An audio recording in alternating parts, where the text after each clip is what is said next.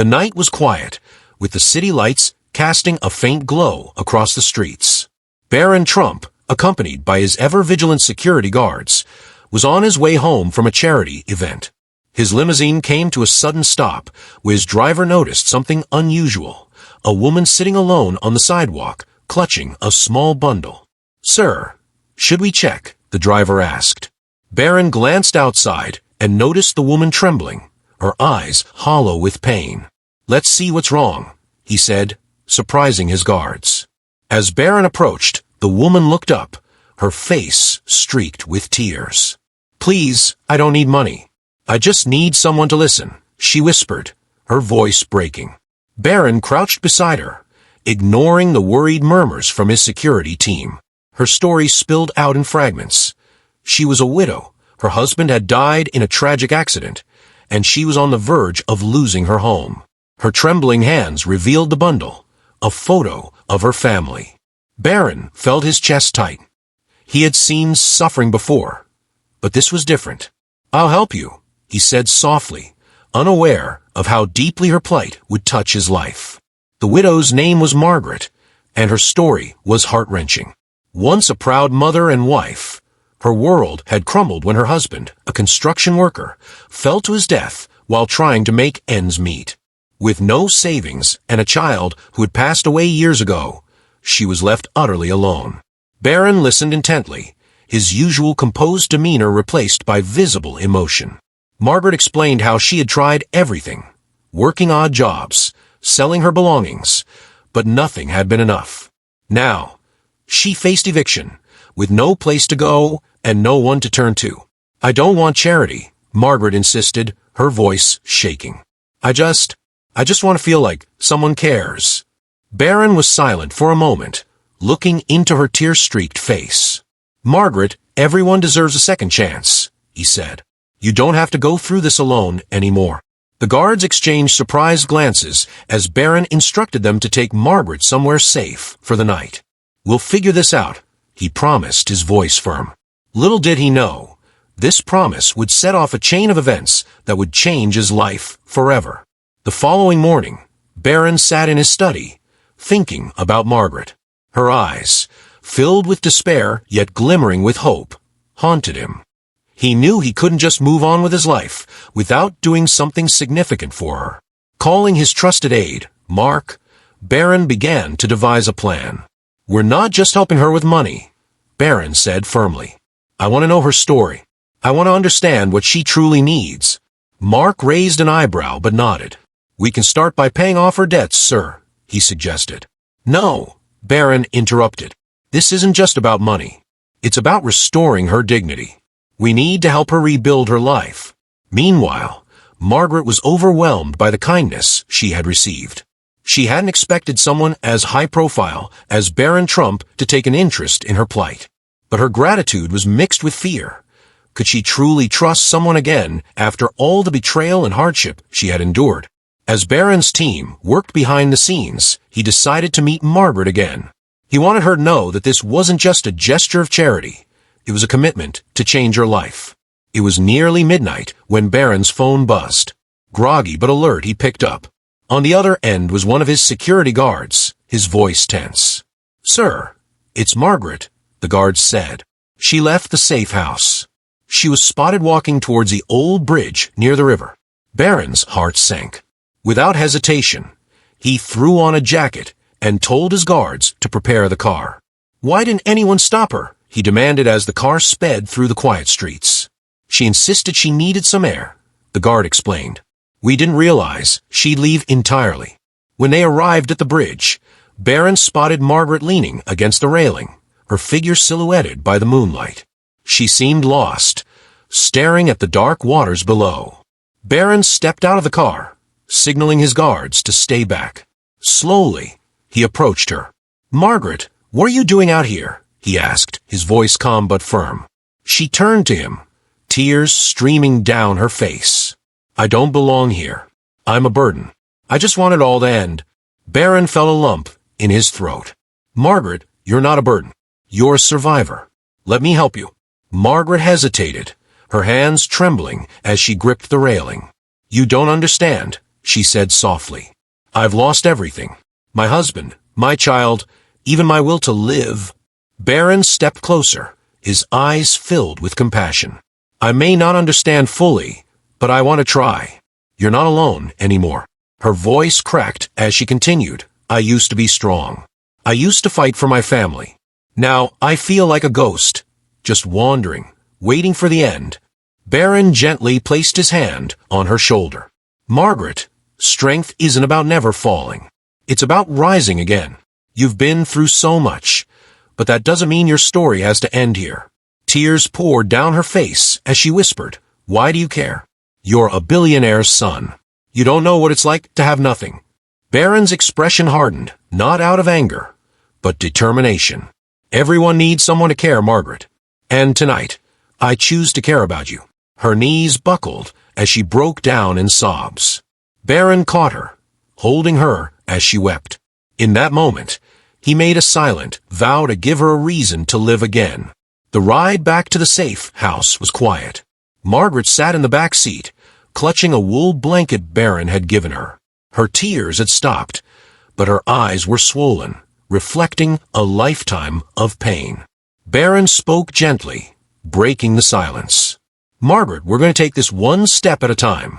You don't have to figure everything out right now. She glanced at him, unsure whether to believe his words. Why are you doing this? She asked softly.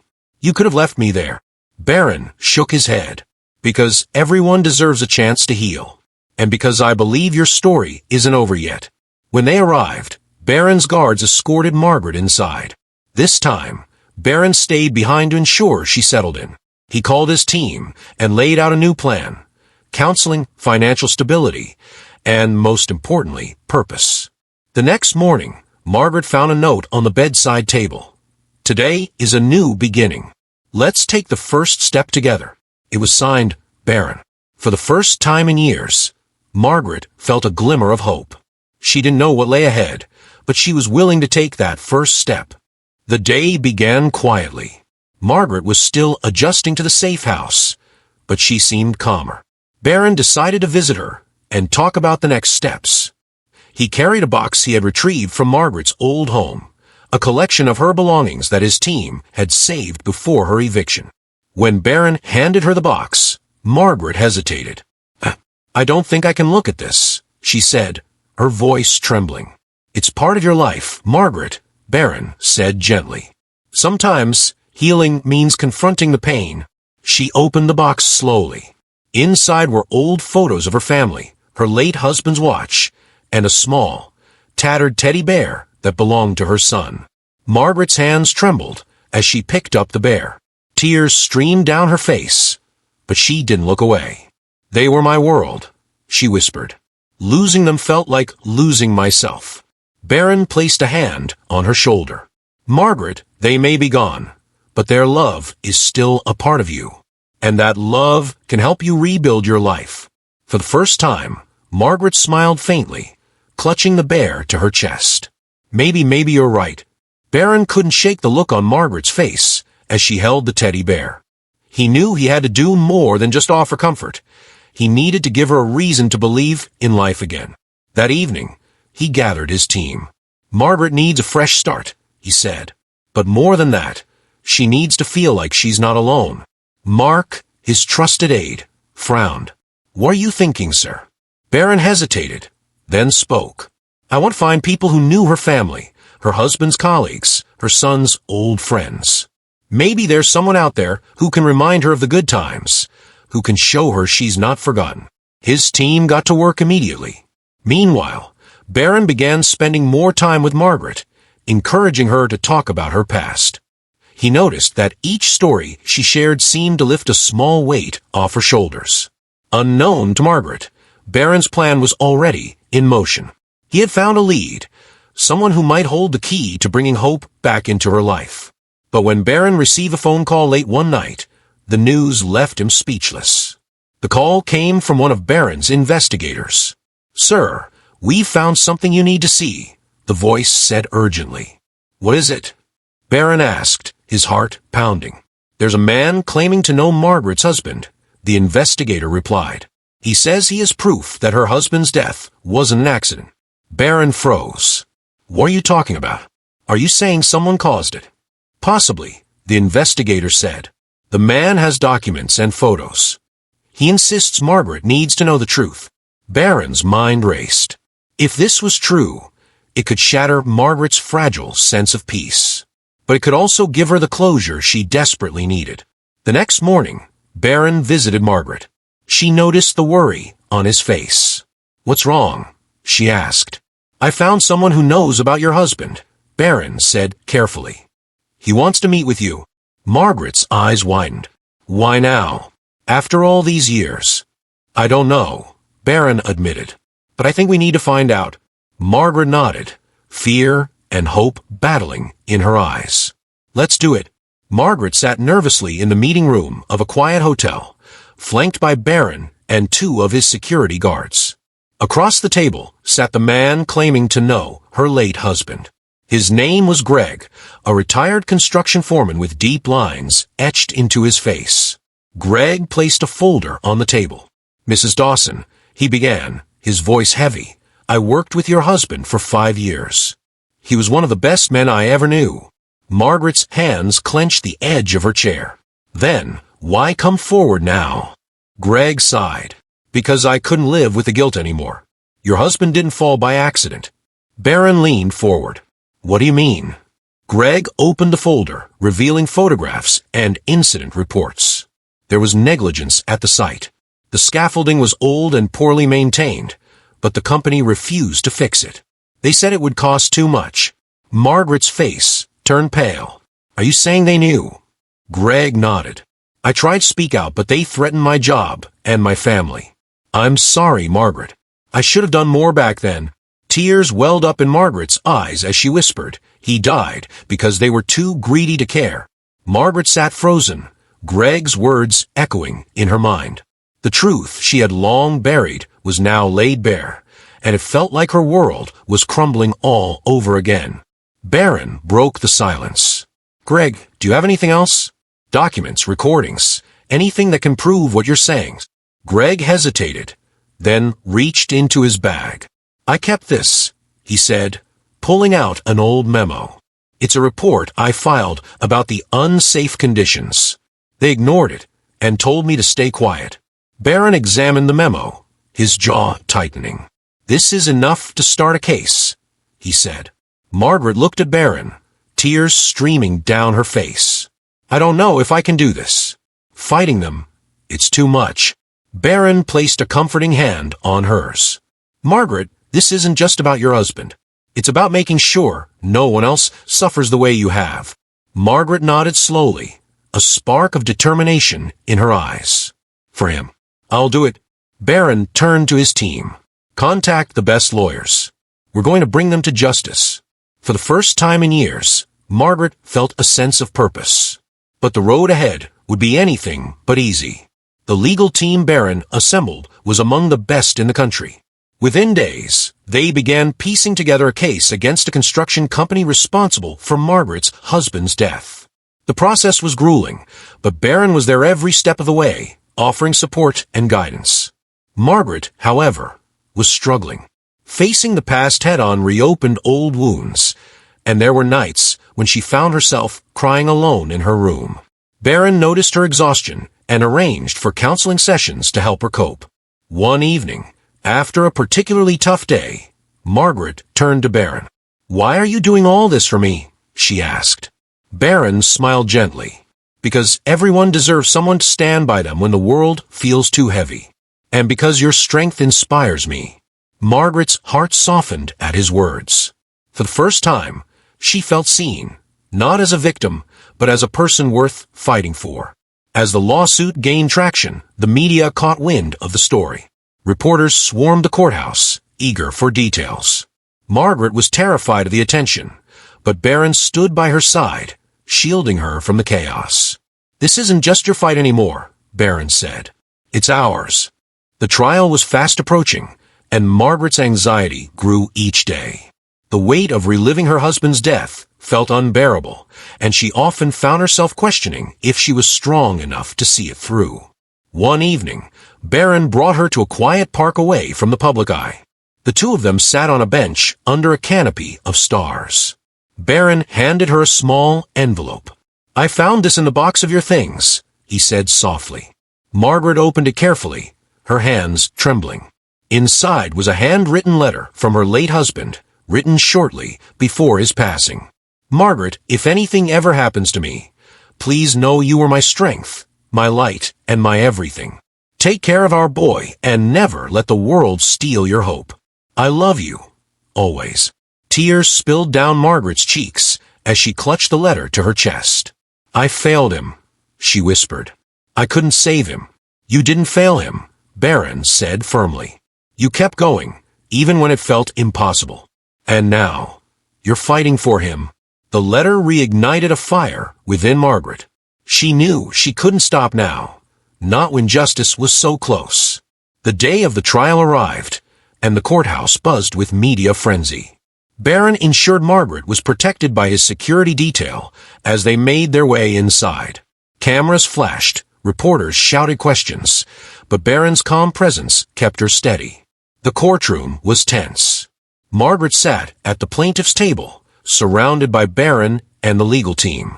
Across the room sat representatives from the construction company, their lawyers sharp and ready to fight. As the proceedings began, Greg took the stand. His testimony was raw and honest, revealing years of corporate greed and negligence. He produced the memo he had kept hidden, and the courtroom gasped when he described the threats he faced for speaking out. Margaret watched with a mixture of anger and sorrow. Hearing the truth confirmed her worst fears, but also gave her strength. She knew her husband's death wasn't in vain. It was a call for change. When Margaret was called to testify, her voice trembled at first, but she found courage in Barron's reassuring nod. She spoke of her husband's love, his dreams, and the pain of losing him. By the time she finished, there wasn't a dry eye in the room. The trial captured national attention, with headlines painting Margaret as a symbol of resilience and courage. Social media exploded with support for her fight, and people from all walks of life shared similar stories of loss and injustice. Margaret, however, remained focused. She spent each night preparing for the next day in court, with Barron by her side. His dedication never wavered, and his ability to balance his public persona with his private acts of kindness amazed her. As the trial neared its conclusion, the defense attempted to discredit Greg's testimony. They claimed the memo was fabricated and accused him of seeking personal gain. But Barron's legal team was ready. They presented additional evidence from other workers who had come forward, inspired by Greg's courage. By the final day, the truth was undeniable. The company had knowingly endangered its workers, and Margaret's husband had paid the ultimate price. When the jury delivered their verdict, guilty on all counts, the courtroom erupted in emotion. Margaret wept openly, clutching Barron's hand. Justice had been served, but the journey had transformed her forever. The trial was over, but the scars it reopened lingered. Margaret struggled to find peace, even as the world celebrated her victory. She spent her days quietly, often staring at old photographs of her family. Barron noticed her withdrawal. One evening, he visited her with a surprise. "Come with me," he said, his tone gentle but firm. Margaret followed him outside, where a black SUV waited. His security team escorted them to an unfamiliar neighborhood. When they arrived, Barron led her to a small house. "What is this?" Margaret asked, confused. Barron handed her a key. "This is your new home," he said. "A fresh start." Margaret was speechless as she stepped inside. The house was cozy, with touches of her personality everywhere. Her favorite flowers on the table, framed pictures of her family on the walls. But what brought her to tears was the nursery. A small, beautifully decorated room held a crib, toys, and the teddy bear she thought she had lost. "I don't understand," Margaret whispered, tears streaming down her face. Barron smiled. "Your husband's legacy lives on, not just in your memories, but in the lives you'll continue to touch. This is your chance to rebuild." As Margaret settled into her new home, something incredible began to happen. People from the community, those who had followed her story, started showing up with support. A local teacher offered to help Margaret with career training. A nearby church donated groceries and household items. Even children stopped by to bring her flowers and handwritten notes of encouragement. Margaret was overwhelmed by the kindness. For years, she had felt invisible, but now, she realized she was part of something bigger. Barron organized a small event at her home to celebrate her new beginning. He invited the people who had helped along the way, Greg, the legal team, and even strangers who had been inspired by her courage. During the event, Margaret stood up to speak. "I thought I had lost everything," she said, her voice trembling. "But you've shown me that love and kindness can rebuild even the most broken art. I'm so grateful to all of you, and especially to Barron, for giving me hope." Her words brought everyone to tears. Barron felt a deep sense of fulfillment, knowing he had made a real difference in her life. But the night wasn't over. A surprise visitor would soon change everything. As the celebration wound down, a car pulled up outside Margaret's house. Barron exchanged a curious glance with his security team before stepping outside. A man in his early 30s approached, holding a small box. "I'm Michael," he said. "I was your husband's best friend." Margaret gasped, her hand covering her mouth. "Michael, I thought you moved away." "I did," he said, his voice breaking. "But I followed your story. I couldn't stay away any longer." Michael handed her the box. Inside were letters her husband had written, but never sent, a collection of memories he had kept for her and their son. Margaret collapsed into tears as she read the words. Her husband had written about his dreams for their family, his love for her, and his hope that she would find happiness again. Barron placed a hand on her shoulder. "This is the final piece," he said, "a reminder that love never truly dies." As Margaret hugged Michael, Barron turned to the camera and said, "This story is proof that compassion can change lives." If this touched your heart, please like, comment, and subscribe to help us share more stories like this. Let's keep spreading kindness together.